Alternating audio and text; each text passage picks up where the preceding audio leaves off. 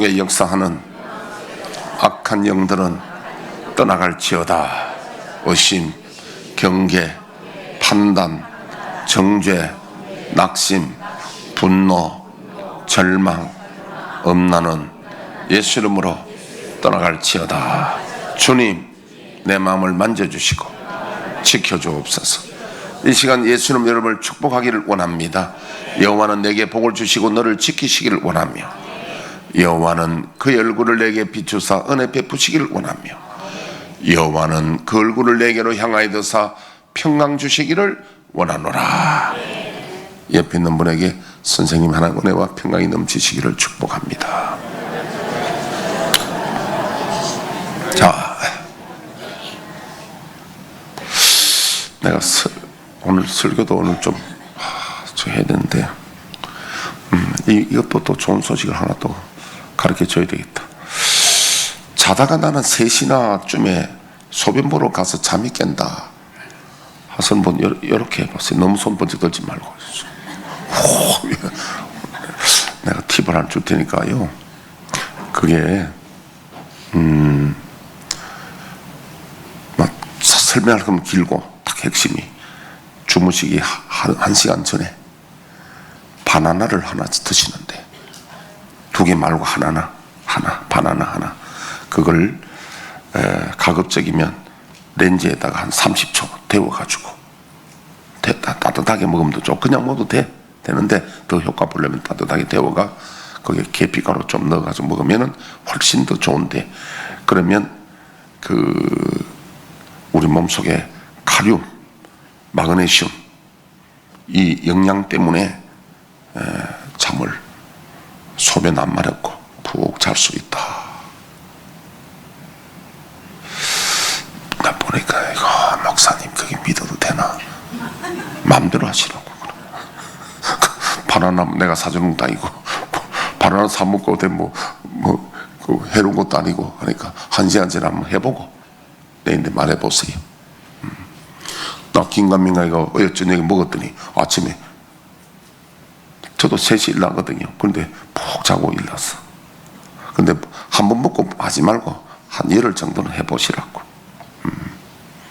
하든 말든 나는 몰라요. 그럼 여러분 알아서 하고. 그건 분명히 의학적으로 맞는 이야기입니다. 칼륨과 마그네슘 많거든요.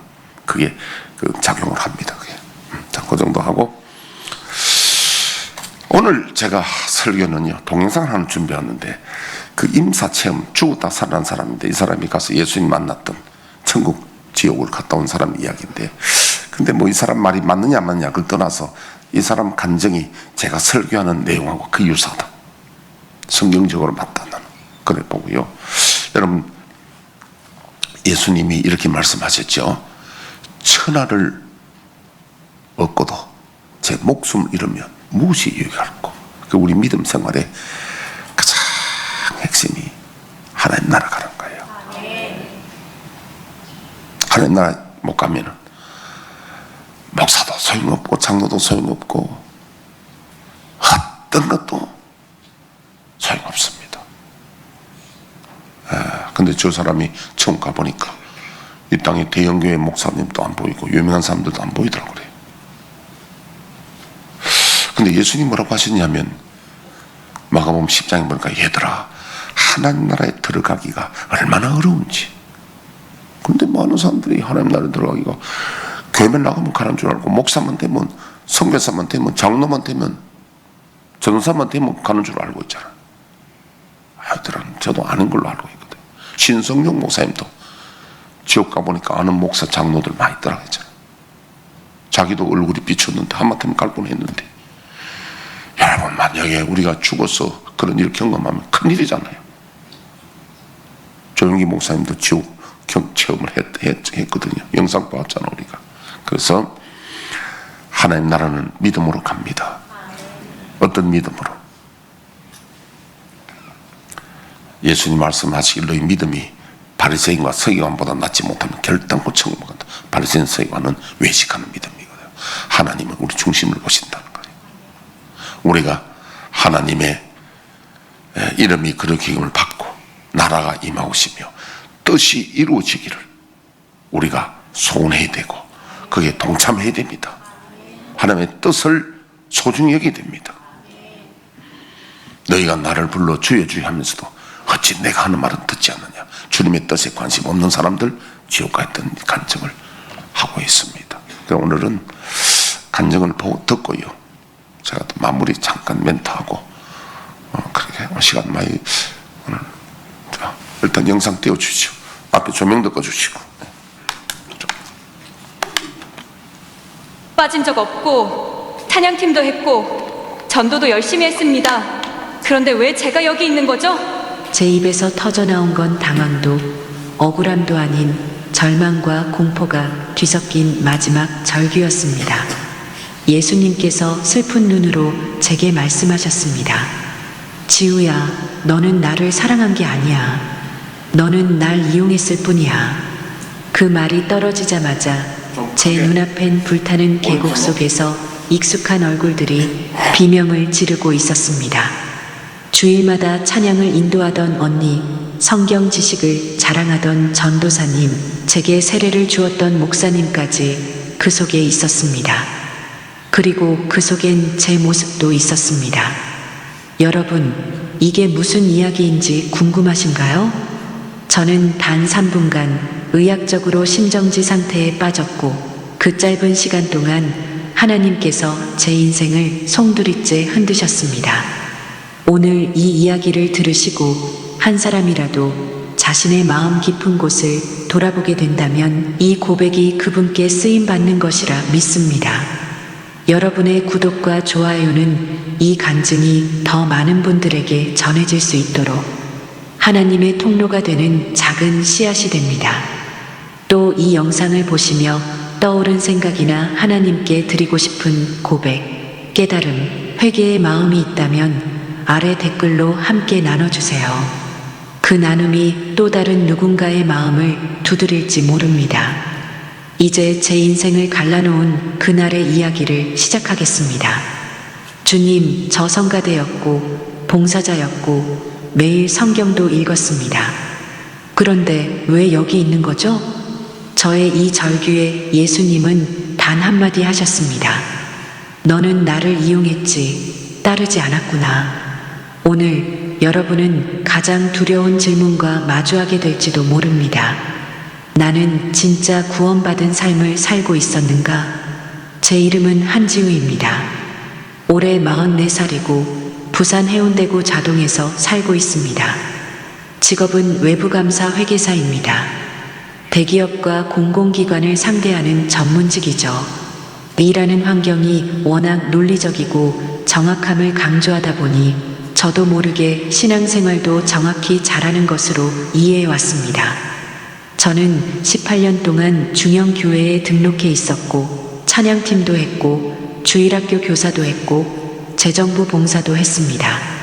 지역사회에서도 저는 믿음 좋은 사람으로 알려져 있었어요. 남편은 조기 은퇴 후 프랜차이즈 자영업을 하고 있고 고등학교 3학년 딸이 한 명 있습니다. 가정 안에서도 저는 늘 모범을 강조하는 타입이었습니다. 겉으로는 온유해 보이지만 내면은 경쟁적이고 기준이 명확했어요.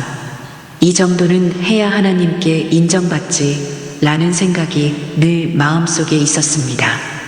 남들 몰래 비교와 판단을 자주 했고 교회 안에서도 은근히 제 열심을 의로 여겼습니다. 그런 제가 그날 모든 게 무너졌습니다. 2025년 9월 어느 화요일 오후였습니다. 회계법인 회의가 끝나고 집으로 가는 길에 약국 앞에 잠깐 들렀어요. 두통약을 사려고 했는데 갑자기 어지러움이 몰려왔습니다. 시야가 흐려지고 다리에 힘이 빠지면서 바닥에 주저앉았습니다. 그 순간 제 귀에 들린 건 누군가의 비명이었습니다. 약사 선생님이 제 이름을 부르는 소리, 누군가 119에 전화하는 소리, 그리고 점점 멀어지는 소리들, 그리고 저는 깊은 어둠 속으로 빠져들었습니다. 차갑고 무감각하고 아무것도 보이지 않는 어둠이었습니다. 제 심장은 멈춰 있었습니다. 나중에 의사 선생님께 들었지만 심정지 상태로 3분간 의식이 없었다고 합니다. 이 제품은 올해 가장 기대할 만한 제품입니다. 네트워크 연결이 필요 없고 배선 설치도 그 3분이 제 인생 전체를 바꿔놓았습니다. 어둠 속에서 저는 무언가를 느꼈습니다. 두려움도 아니고 평안도 아닌 그냥 텅 빈 공간 같은 느낌이었어요. 그런데 갑자기 한 줄기 빛이 보이기 시작했습니다. 처음엔 아주 작은 점 같았는데 점점 커지면서 제 쪽으로 다가왔습니다. 그 빛은 따뜻했지만 동시에 제 모든 것을 꿰뚫어 보는 것 같았어요. 그리고 그 빛 속에서 한 분이 서 계셨습니다. 예수님이었습니다. 제가 그분이 예수님이라는 걸 어떻게 알았냐고요? 말로 설명할 수 없지만 그냥 알 수 있었습니다. 그분의 눈빛, 그분의 존재 자체가 제가 평생 교회에서 배워온 그 이름과 일치했습니다. 하지만 그분의 표정은 제가 상상했던 것과 달랐습니다. 사랑이 있었지만 슬픔도 있었습니다. 기쁨이 아니라 안타까움이 가득했습니다. 예수님께서 입을 여셨습니다. 지우야, 지금 내가 보고 있는 이 어둠을 기억하거라. 많은 이들이 이 어둠 속에서 눈을 감고 살아간단다. 그들은 빛 가운데 있다고 믿지만 실은 어둠 속을 걷고 있지. 저는 떨리는 목소리로 물었습니다. 주님, 저도 그런 사람인가요? 예수님은 대답 대신 제 손을 잡으셨습니다. 그리고 저를 어딘가로 데려가셨습니다. 그곳은 제가 상상조차 할 수 없었던 곳이었습니다. 시야가 열리면서 저는 제가 서 있는 곳이 어딘지 알게 되었습니다. 아니, 알고 싶지 않았지만 부정할 수 없었습니다. 그곳은 지옥이었습니다. 불타는 계곡, 끝없이 이어지는 비명, 고통에 몸부림치는 수많은 사람들, 공기는 뜨겁고 무거웠으며 모든 것이 절망으로 가득 차 있었습니다.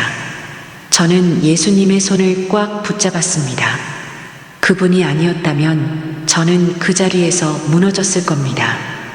예수님께서 말씀하셨습니다. 지우야, 잘 보거라. 내가 알아야 할 것들이 여기 있다. 그리고 저는 제 눈을 의심했습니다. 그곳에 제가 아는 사람들이 있었기 때문입니다. 맨 먼저 보인 사람은 교회에서 늘 기도 인도를 하시던 김 집사님이었습니다. 김 집사님은 제가 교회에 처음 왔을 때부터 계셨던 분이에요. 새벽 기도도 거의 빠지지 않으셨고 기도 소리도 크고 열정적이셨죠. 그런데 그분이 불길 속에서 비명을 지르고 계셨습니다. 주님, 주님, 저를 구해주세요. 제가 얼마나 기도했는데요. 제가 얼마나 헌신했는데요. 저는 소리쳤습니다. 주님, 저분은 김 집사님이에요. 왜 저분이 여기 계신 거예요? 예수님은 조용히 대답하셨습니다. 저 사람은 기도는 많이 했지만 나와 대화하지 않았다. 저 사람의 기도는 자기 욕심을 채우기 위한 주문이었고 자기를 드러내기 위한 공연이었다. 저 사람은 나를 사랑한 게 아니라 기도하는 자기 모습을 사랑했다. 저는 입을 다물 수 없었습니다. 그리고 조금 더 멀리 또 다른 얼굴이 보였습니다. 회개 설교로 유명했던 박 전도사님이었습니다. 박 전도사님은 늘 강단에서 회개를 외치셨어요. 죄를 회개하라, 거룩하게 살아라, 세상을 따르지 말라. 그분의 설교는 강력했고 많은 사람들이 눈물을 흘렸습니다. 그런데 그분도 그곳에 계셨습니다. 박 전도사님은 무릎을 꿇고 하늘을 향해 주먹을 휘두르고 계셨어요. 저는 회개를 외쳤습니다. 저는 말씀을 전했습니다. 왜 저를 이곳에 보내신 겁니까? 예수님께서 다시 말씀하셨습니다. 저 사람은 남에게는 회개를 외쳤지만 자기 자신은 회개하지 않았다. 저 사람은 말씀을 칼처럼 사용했지만 그 칼로 자기 마음은 찌르지 않았다. 저 사람은 설교단 위에서는 겸손했지만 설교단 아래에서는 교만했다. 저는 눈물이 쏟아지기 시작했습니다. 그리고 더 충격적인 장면이 펼쳐졌습니다. 교회 성가대 팀장이었던 이 자매님, 주일학교 교장이었던 최 장로님, 심지어 제게 세례를 주셨던 담임 목사님까지 모두 그곳에 계셨습니다. 불길 속에서, 어둠 속에서, 고통 속에서 절규하고 계셨습니다. 저는 예수님께 울부짖었습니다. 주님, 이건 말이 안 됩니다. 이분들은 교회의 기둥 같은 분들이었어요. 이분들이 지옥에 있다면 도대체 누가 천국에 갈 수 있습니까? 예수님의 눈에서 눈물이 흘러내렸습니다. 그분도 우시고 계셨습니다. 지우야, 내가 이들을 지옥에 보낸 게 아니다. 이들이 스스로 이곳을 선택한 것이다. 이들은 나를 경외하지 않았고 스스로를 의롭다 여겼다. 이들은 입술로는 주여 주여 했으나 마음은 내게서 멀었다. 마태복음 7장 22절에서 23절을 기억하느냐? 그날에 많은 사람이 나더러 주여 주여 우리가 주의 이름으로 선지자 노릇하며 주의 이름으로 귀신을 쫓아내며 주의 이름으로 많은 권능을 행하지 아니하였나이까 하리니 그때에 내가 그들에게 밝히 말하되 내가 너희를 도무지 알지 못하니 불법을 행하는 자들아 내게서 떠나가라 하리라. 이 말씀이 바로 이들에 대한 이야기다. 저는 그 자리에 주저앉았습니다. 제 안에 있던 모든 확신이 무너져 내렸습니다. 내가 믿음이라 여긴 것들의 붕괴. 예수님께서 제 앞에 손을 펼치시자 마치 영화 스크린처럼 그들의 삶이 하나씩 재생되기 시작했습니다. 첫 번째는 김 집사님의 삶이었습니다. 김 집사님은 새벽마다 교회에 나오셨어요. 기도 제목도 빼곡했고 목소리도 컸고 눈물도 많이 흘리셨습니다. 하지만 화면은 그분의 마음속을 보여주었습니다. 기도하면서도 그분은 옆 사람과 자신을 비교하고 계셨어요. 저 사람은 새벽 기도도 안 나오는데 나는 이렇게 나오잖아. 나는 이 정도로 기도하는데 하나님이 내 기도를 안 들어주실 리 없어. 기도 후에 집에 돌아가서는 남편에게 짜증을 내고 자녀에게 화를 내셨습니다. 교회 봉사자들에게는 따뜻했지만 집안 식구들에게는 차가웠습니다.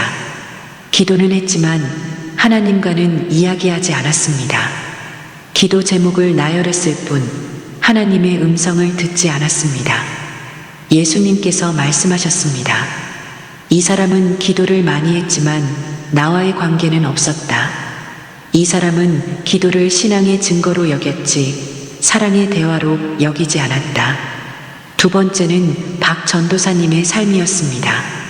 박 전도사님은 강단에서 정말 강력하게 설교하셨어요. 회개하라, 거룩하라, 세상을 따르지 말라. 그분의 설교를 들으면 정말 죄를 회개하고 싶어졌습니다. 하지만 화면은 그분의 사생활을 보여주었습니다. 설교를 준비하면서도 다른 목회자들과 자신을 비교하고 계셨어요. 저 목사는 설교를 저렇게밖에 못하는데 나는 이렇게 잘하잖아. 내 설교를 듣고 사람들이 얼마나 은혜 받는데. 교인들이 상담을 요청하면 겉으로는 들어주는 척했지만 속으로는 판단하고 정죄하셨습니다. 저 사람은 믿음이 없어. 저 사람은 기도를 안 해서 그래. 회개를 외쳤지만 정작 본인은 자기 교만을 회개하지 않으셨습니다. 예수님께서 말씀하셨습니다. 이 사람은 진리를 말했지만 진리 안에 살지 않았다. 이 사람은 남을 향해서는 엄격했지만 자기 자신에게는 관대했다. 이 사람은 말씀을 가르쳤지만 말씀에 순종하지 않았다. 세 번째는 성가대 팀장 이 자매님의 삶이었습니다. 이 자매님은 찬양을 정말 아름답게 인도하셨어요. 목소리도 좋으셨고 손을 들고 눈을 감고 찬양하는 모습이 정말 은혜로워 보였습니다. 하지만 화면은 그분의 내면을 보여주었습니다. 찬양하면서도 사람들의 시선을 의식하고 계셨어요. 사람들이 나를 보고 있구나. 내 찬양을 듣고 은혜 받고 있구나. 찬양 후에는 다른 찬양 팀원들의 실수를 지적하고 자신은 완벽하다고 여기셨습니다. 교회 안에서는 섬기는 척 했지만 실은 인정받고 싶어 하셨습니다. 찬양은 예배가 아니라 자기를 드러내는 무대였습니다. 예수님께서 말씀하셨습니다. 이 사람은 찬양을 불렀지만 나를 예배하지 않았다. 이 사람은 노래는 아름다웠지만 마음은 교만으로 가득했다. 이 사람은 사람들 앞에서는 경건했지만 나 앞에서는 거짓되었다. 네 번째는 제게 세례를 주셨던 담임 목사님의 삶이었습니다. 목사님은 교회를 부흥시키신 분이에요. 교인 수도 늘었고 건물도 지었고 많은 사람들이 은혜를 받았습니다. 하지만 화면은 그분의 숨겨진 모습을 보여주었습니다. 목사님은 교인 수와 헌금에게 집착하셨어요. 통계를 보면서 다른 교회와 비교하고 더 크게 만들려고 애쓰셨습니다. 가난한 교인보다는 부유한 교인을 더 챙기셨고 영향력 있는 사람들에게는 특별히 친절하셨습니다. 설교는 은혜로웠지만 그분의 동기는 하나님의 영광이 아니라 자기 명예였습니다. 예수님께서 말씀하셨습니다. 이 사람은 교회를 세웠지만 내 나라를 세우지 않았다. 이 사람은 양들을 모았지만 나에게로 인도하지 않았다. 이 사람은 목자의 옷을 입었지만 사꾼의 마음을 가졌다. 저는 더 이상 견딜 수 없었습니다. 주님, 그만 보여주세요. 더 이상 볼 수가 없어요. 예수님께서 저를 바라보셨습니다. 그분의 눈빛은 여전히 슬펐습니다.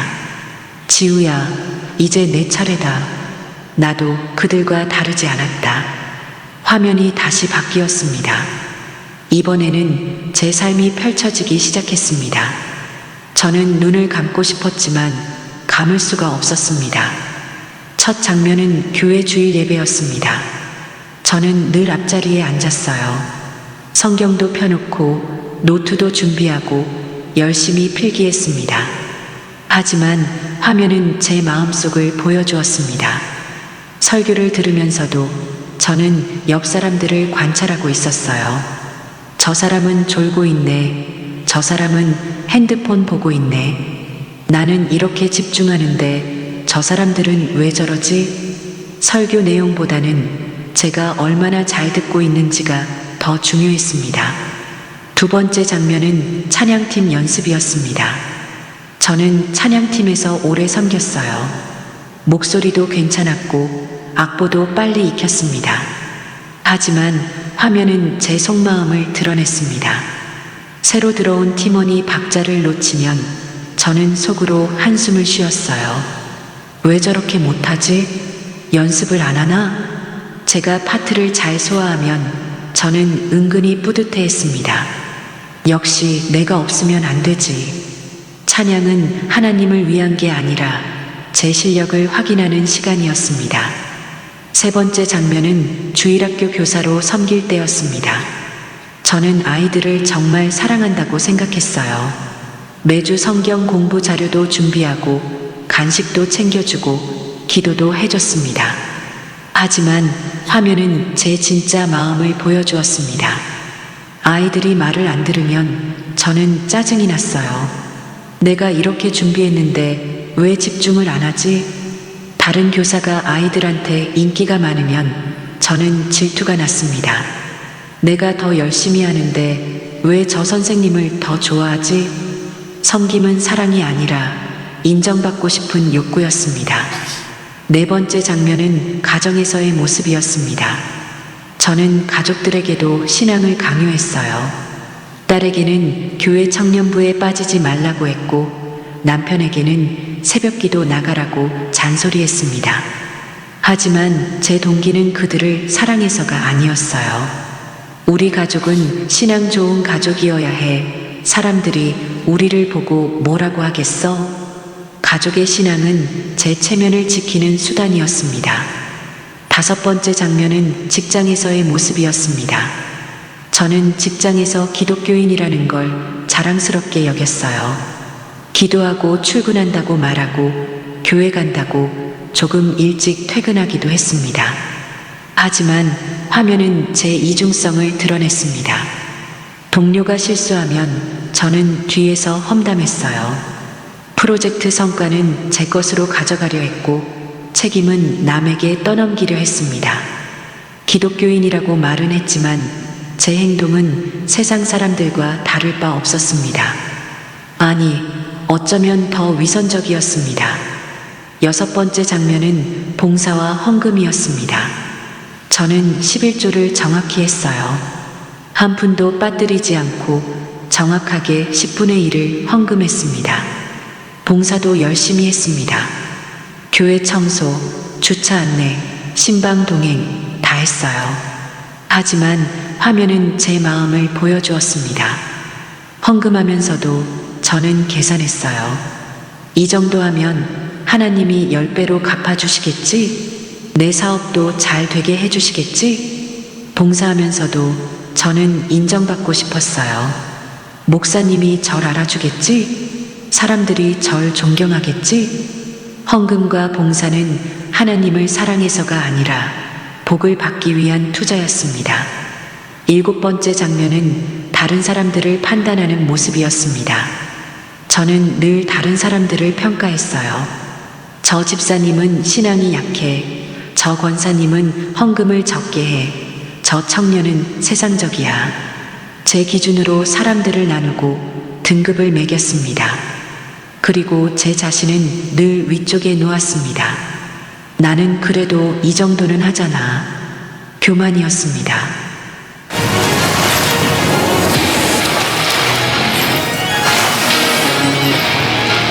숨겨진 교만, 거룩한 척 포장된 교만, 겸손하다고 착각한 교만이었습니다. 모든 장면이 끝나고 저는 무너졌습니다. 저는 바닥에 엎드려 울었습니다. 주님, 저도 그들과 똑같았습니다. 아니, 저는 더 나쁜 사람이었습니다. 저는 제가 의롭다고 착각했습니다. 저는 제가 구원받을 만하다고 생각했습니다. 저는 하나님을 사랑한 게 아니라 제 자신을 사랑했습니다. 예수님께서 저를 일으켜 세우셨습니다. 그분의 손은 따뜻했지만 그분의 말씀은 칼처럼 날카로웠습니다. 지우야, 내가 한 선한 일조차 나를 위함이 아니라 너 자신을 위한 것이었다.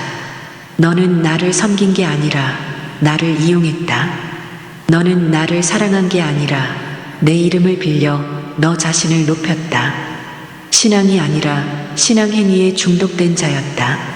많은 이들이 구원받기 위해 착한 일을 하지만 나와는 관계가 없다. 저는 더 이상 변명할 수 없었습니다. 모든 게 사실이었기 때문입니다. 저는 18년간 교회를 다녔지만 예수님을 한 번도 제대로 사랑한 적이 없었습니다. 저는 성경을 읽었지만 하나님의 음성을 들은 적이 없었습니다. 저는 기도했지만 하나님과 대화한 적이 없었습니다. 저는 봉사했지만 진심으로 섬긴 적이 없었습니다. 모든 것이 제 의를 쌓기 위한 것이었고 제 자존감을 높이기 위한 것이었고 하나님께 인정받기 위한 것이었습니다. 사랑이 아니었습니다. 관계가 아니었습니다. 그저 종교 행위였습니다. 그리고 그 종교 행위 뒤에 숨은 건 교만이었습니다. 예수님께서 제 눈물을 닦아주셨습니다. 그리고 저를 다른 곳으로 데려가셨습니다. 예, 그 뒤에 천국에서 만난 사람들, 그거는 유튜브에 구역장 유튜브 올라왔습니다. 천국은 어떤 사람들이 있었는가 보륨 조금 높여주시고, 그 이야기는 유튜브를 통해, 왜냐하면 시간을 좀 절약해야 되기 때문에. 그렇습니다. 그래서 여러분, 이 말씀을 들어보면은 이게 성경적인 것이 뭐냐면은 우리가 외식하는, 사람을 보고 하는 그 신앙은 하나님이 인정하지 않습니다.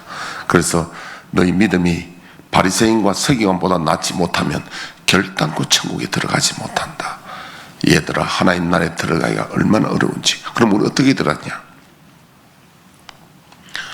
우리가 심령이 가난해야 됩니다. 하나님 나라에 대해서 갈급함이, 마치 절벽에서 오직 구원자는 하나님밖에 없다는 마음과 같이 심령이 가난한 자가 천국에 들어갑니다. 그리고 우리가 보통 말합니다. 내가 하나님의 은혜로 구원받았지 하는데, 그 은혜란 단어도 사람마다 다 그 느낌이 다릅니다. 예를 들면 우리가 감사합니다, 감사합니다, 감사합니다 말을 많이 듣잖아요. 그런데 그 감사합니다 단어가 똑같은 게 아니에요. 그 사람 마음은 다 달라요. 감사하는 마음이 다 다르다니까요. 마찬가지로 하나님의 은혜로 구원받습니다 하는 그 마음도 다 다른 거예요. 그래서 우리는 두렵고 떨림으로 구원을 이루어가야 되고, 하나님의 나라에 대해서 집중해야 됩니다. 여러분, 만약에 내가 천국 못 간다면 생각해 보십시오. 이거는 자다가 뻘떡일 날입니다.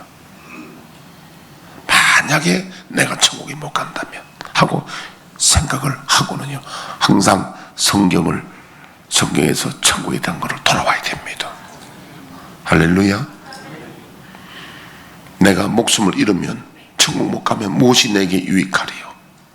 그래서 제가 이제 오늘은, 지난주에 우리가 요한복음 15장 7절 한번 떼어보시죠. 시간 조금 있으니까.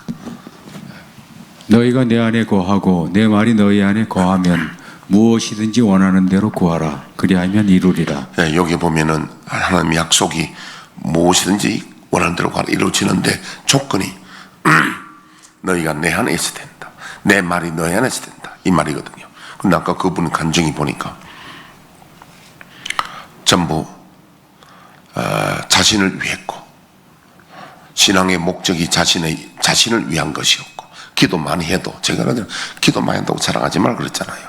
기도 많이 해도 하나님의 뜻하고 상관없는 거, 그건, 그래서 먼저 그의 나라와 의를 구해야 된다는 거예요.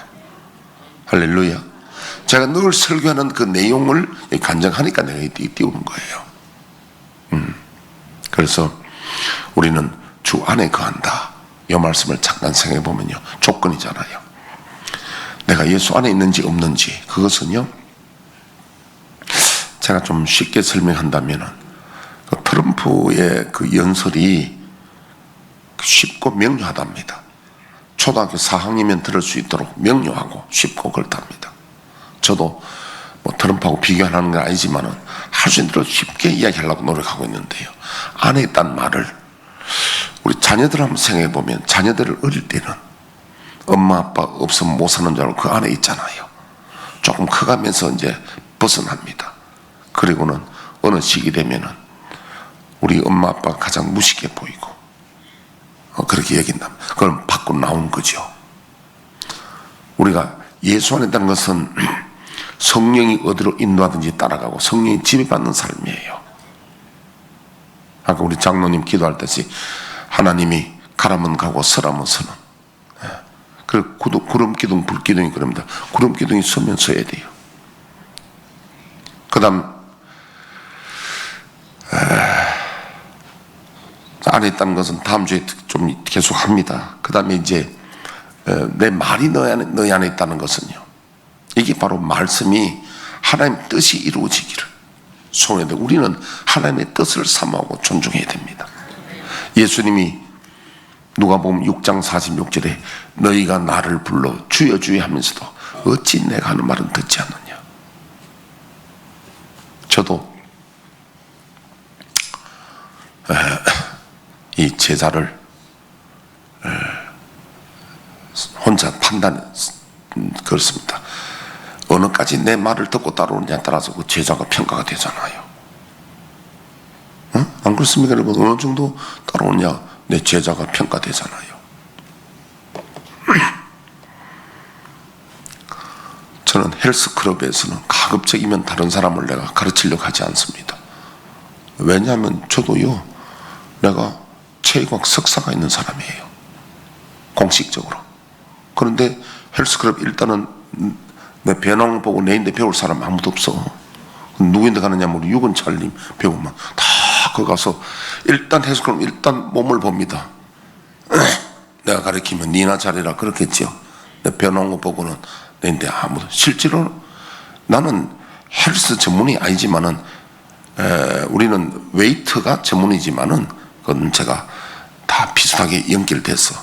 헬스는 뭐냐면 근육을 키우는 거고 웨이트는 힘을 키우는 거거든요. 그 차이점은 있습니다. 있는데 제자 이야기입니다. 우리가 예수님이 보실 때에 어떤 제자냐는 겁니다. 어떤 제자? 조금 하다가 치고 빠지는 제자냐? 아니면 우리 그 말 중에 명마가 있잖아요. 그 전쟁터에 보면은 탁 한데 물속으로 뛰어다가고 불속으로 뛰어다가고 가라면 가고 그게 명마거든요. 근데 우리는 딱 재본다고 예수님 말 마음에 들면 좀 들었다가 안 들었다가. 다른 말로 아마 지독히 말 안 듣는 사람들이 있어요. 뭐 저도 그 해당될런지도 모르겠지만 그럼 제자가 아니잖아요. 그러니까 다 여기 그런 사람들 해당되는 거예요. 목사면 뭐 하고. 근데 대형교회 목사들이 천국에서 잘 안 보이더라고요. 땅에서 영광 받으면 안 되는 거예요. 내가 높임 받고 땅에서 영광 다 받아버리면 안 되는 거죠. 그럼 우리는 하나님 나라를 두르고 떨림으로 가야 됩니다. 끝까지 견디는 자가 되어야 되고 천국을 소중히 여기고 사모하고 나를 내려놓고 다시 성경으로 돌아와서 우리 모두 다 하나님 나라에 들어가기를 축복합니다. 저는 여러분들을, 교회에 있는 여러분들을 한 사람이라도 천국 가도록 전도 설교하고 있잖아요. 제가 저 역시도 마찬가지고 저도 두려고 떨고 있습니다. 나도 두려고 떨림으로 천국 가야 된다고 보고 있는 사람이에요. 구원의 확신 가지고 천국 간다. 아까 안 된다 했잖아요.